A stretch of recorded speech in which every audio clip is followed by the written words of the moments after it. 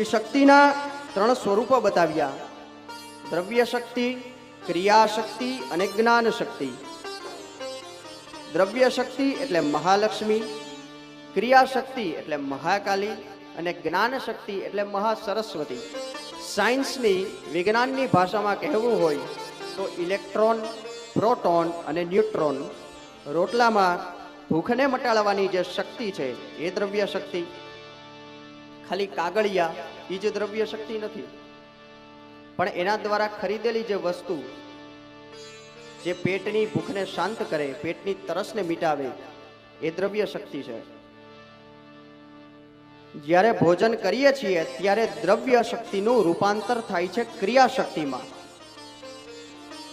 રોટલા ખાઈએ છીએ ને દ્રવ્ય શક્તિ સ્વરૂપે, તો એનું રૂપાંતર ક્રિયા શક્તિમાં થાય છે. શરીરમાં શક્તિ કરવા, કાર્ય કરવાની શક્તિ આવે છે. દ્રવ્ય શક્તિનું ક્રિયા શક્તિમાં રૂપાંતર થાય છે. અને એ ક્રિયા શક્તિ એ જ્ઞાન શક્તિના માર્ગદર્શનથી કાર્ય કરે છે. કાર્ય કરવું, પણ કઈ રીતે કરવું, કેવી રીતે કરવું, એનું જ્ઞાન હોવું જોઈએ.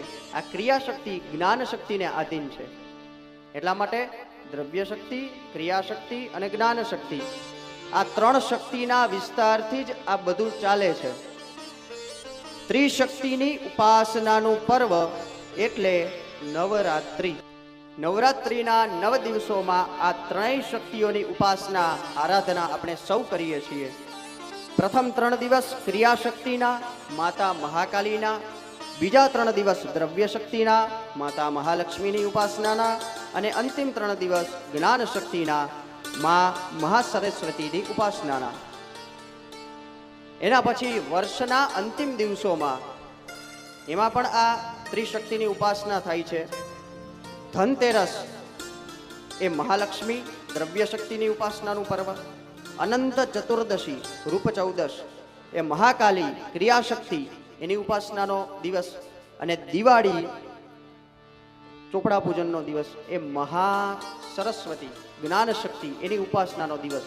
એટલા માટે તે દિવસે ચોપડા પૂજન કરીએ છીએ.